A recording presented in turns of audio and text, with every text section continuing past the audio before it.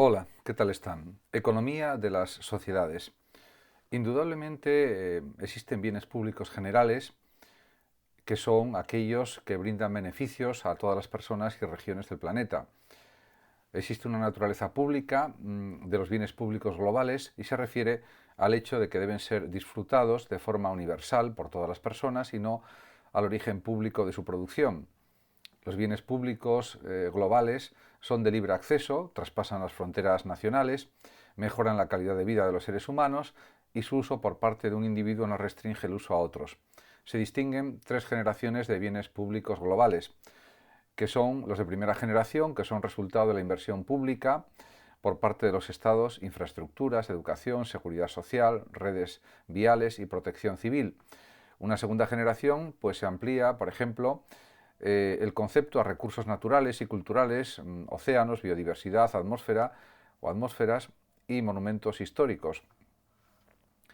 Y la tercera generación serían los bienes que hacen referencia pues, a la forma de afrontar desafíos mundiales como son Internet, tecnologías de la información y la comunicación, información biogenética, etc. En cuanto a la dimensión económica de la sociedad, pues es evidente que la forma en que se gestiona en una sociedad la producción y el intercambio de bienes necesarios es algo primordial, así como también la forma en que se reparte la riqueza. Es algo que importa mucho a todos los ciudadanos porque eso depende la estabilidad económica, que no haya crisis económicas demasiado fuertes, etcétera. La economía, por otra parte, es evidente que guarda una estrecha relación también con la organización política, la estructura social, el sistema jurídico y la vida cultural de una sociedad. Además, la dependencia entre estos elementos es tal que cualquier cambio en uno de ellos acaba afectando en mayor o menor medida a los demás. En cuanto a las formas de organización económica, existen diversas maneras de organizar la economía, pero diríamos que hay tres propuestas que podemos decir fundamentales o más importantes en general, que son primero la doctrina liberal, que sostiene que puede haber libertad política sin libertad económica y que defiende la propiedad privada de las infraestructuras, las fábricas, las grandes empresas, la explotación de las fuentes de energía y de las comunicaciones, etc. También defiende el liberalismo, el libre comercio y la no intervención del Estado en la economía. Sus detractores consideran que la absoluta libertad económica, sin ningún tipo de regulación, termina dando privilegios a una minoría poderosa y generando enormes desigualdades que el propio sistema no es capaz de corregir. Yo considero que la no intervención del Estado en la economía, por ejemplo, es algo muy pernicioso, muy negativo, porque el Estado, el gobierno, tiene que intervenir precisamente para apoyar a las clases desfavorecidas que necesitan, por supuesto, ingresos superiores a los que ya tienen para poder mantener una vida digna. En ese sentido, diríamos que el Estado tiene que intervenir con el ingreso mínimo vital, por ejemplo, con salarios sociales y con otras prestaciones como la prestación de desempleo y otras muchas. Esa sería pues, una adecuada intervención del Estado en la economía. También, por supuesto, tiene que intentar reducir los niveles de paro al mínimo posible y si se pudiera conseguir un paro estructural de un 4 o un 5%, eso sería lo mejor, lo ideal. En cuanto a la doctrina socialista, en la organización económica de las sociedades se pueden decir también muchas cosas. El socialismo defiende que es necesario exigir altas cotas de igualdad para que haya libertad política y económica. Para el socialismo también está claro que los intereses colectivos deben primar sobre los particulares. Esto presupone la eliminación de la propiedad privada en una interpretación rigurosa de la doctrina socialista y la planificación por parte del Estado de toda la actividad económica. Esto realmente no se suele hacer en los países desarrollados actualmente, en pleno siglo XXI, en el año 2022, y se apuesta por un intervencionismo del gobierno en la economía y también pues señala que el Estado debe regular la economía y también evitar las desigualdades en la medida de lo posible. Los detractores de este planteamiento de la doctrina socialista advierten que en la práctica la falta de libertad económica desincentiva la generación de riqueza, perjudicando así a toda la sociedad y no consigue eliminar las diferencias económicas y sociales. Por último está la doctrina del estado del bienestar. que propone pues, una organización social basada en el sistema de economía mixta, que combina elementos de libre mercado y de economía planificada, de modo que coexista la propiedad privada y la propiedad pública. Así, de esta manera, pues, se puede pensar que el sistema económico fomenta la iniciativa privada generadora de riqueza, al tiempo que se asegura también el bienestar de la mayoría, garantizando una elevada cota de justicia social y una gestión sostenible de los recursos naturales. En cuanto a otras cuestiones que se pueden tratar, por ejemplo, en el documento 1, un documento que podríamos utilizar, pues se habla, por ejemplo, un documento que proviene del fomento del espíritu emprendedor en la escuela, cámaras de comercio, etcétera. Dice así: ¿qué es espíritu emprendedor?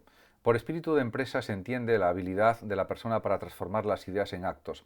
Está relacionado con la creatividad, la innovación y la asunción de riesgos, así como con la habilidad para planificar y gestionar proyectos para alcanzar objetivos.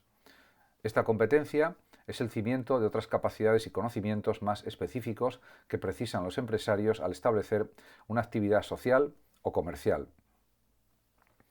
Podemos decir que, por ejemplo, ha habido muchos casos de mujeres y de hombres emprendedores, como Sarah Breedlove, que fue la primera mujer emprendedora afroamericana en convertirse en millonaria. Supo, por ejemplo, ver en un problema físico una oportunidad de negocio. Recientemente Netflix ha llevado a la pantalla su vida y su actividad empresarial. Ciertamente, tener espíritu emprendedor es algo positivo. Incluso un actor de la fama de Antonio Banderas ha dicho públicamente en algún vídeo que no entiende la mentalidad de aproximadamente pues, el 50 o el 70% de los españoles que no quieren emprender y que quieren tener un empleo seguro como funcionarios del Estado. Eso realmente, desde la perspectiva de Antonio Banderas, no supone que queramos crear una España fuerte, una España económicamente autónoma, etc.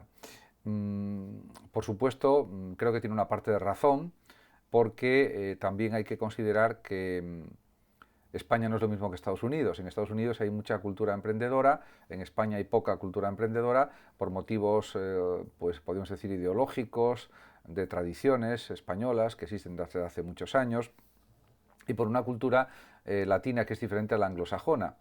En ese sentido, pues las cosas son muy diferentes. En cuanto a otro documento que se puede comentar un poco, analizar algo, es uno titulado La iniciativa privada en la generación de riqueza, y que es un texto que proviene de Pedagogía para el éxito, Educación para el emprendimiento, y que dice así: en el pasado, la gran empresa y el sector público fueron motores de la creación de empleo, pero el contexto actual es bien distinto. El sector público tiene un techo y la gran empresa subcontrata empresas pequeñas para ejecutar sus planes de crecimiento. Esto es debido a que la empresa pequeña es más ágil y flexible frente al cambio y tiene una relación más cercana con el equipo y con el cliente. El Consejo Europeo, con el fin de convertir a la Unión Europea en la economía del conocimiento más competitiva y dinámica del mundo, aprobó la llamada Estrategia de Lisboa, con el objetivo de constituir un entorno favorable para las empresas, en especial para las pymes, por su gran capacidad innovadora y de generación de empleo y riqueza. En efecto, podemos realmente saber que la iniciativa privada también es importante en la generación, efectivamente, de nuevas empresas, y que se crean muchas pequeñas empresas, muchas medianas empresas, y que también tienen una importancia considerable en la economía de cualquier país. Por supuesto están también las multinacionales, las grandes empresas, que ofrecen muchísimos puestos de trabajo y que también crean mucha riqueza, pero que también tienen que pagar más impuestos de los que están pagando actualmente. Y eso serviría también para pues conseguir mejoras en la sociedad y también revertir ese dinero recaudado con impuestos a los que más tienen, a los que más ganan, a los que más beneficios llegan a alcanzar, pues servicios sociales, cuestiones, diríamos, de reforzar el número de médicos en la sanidad pública, etcétera, etcétera. Y en ese sentido, ese sería el procedimiento mejor, más adecuado. Por supuesto, hay muchos retos y uno de ellos, por ejemplo, es el reto del estado del bienestar. En un texto de economipedia.com, en una adaptación de texto, pues voy a leer un pequeño documento que sirve también para iniciar pues, algún comentario al respecto.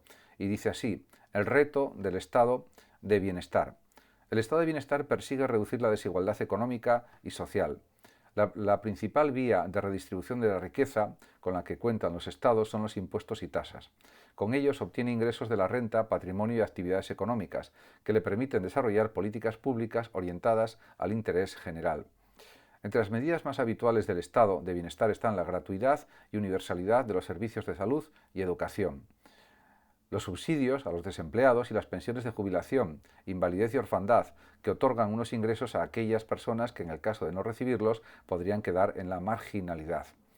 En efecto, diríamos, el estado de bienestar lo que pretende conseguir es que nadie en cualquier país, en España, en Portugal, en Francia, en Italia, el país que sea, quede sin tener unos ingresos mínimos suficientes para poder vivir con dignidad. Por lo tanto, se entiende perfectamente que el ingreso mínimo vital, por ejemplo, los salarios sociales, las prestaciones por desempleo, etcétera, etcétera, todo tipo de ayuda económica, ayudas económicas para el pago del alquiler, para la compra de la vivienda, etcétera, etcétera, todo eso son medidas que son muy necesarias en un país desarrollado, avanzado y en cualquier país democrático del mundo. Esas medidas tendrían que estar implantadas en todos los países del planeta para evitar precisamente la exclusión, la pobreza, la marginación que existe, por ejemplo, en España actualmente y que existe en otros muchos países. No digamos ya si hablamos de países de África, como Etiopía y otros muchos que hay en África, de Asia y de América, sobre todo América Central, América del Sur fundamentalmente, donde existe también exclusión, pobreza, marginación, de una manera pues, realmente tremenda. De hecho, en muchos países sudamericanos o centroamericanos hay una minoría muy escasa de población que posee casi toda la fortuna del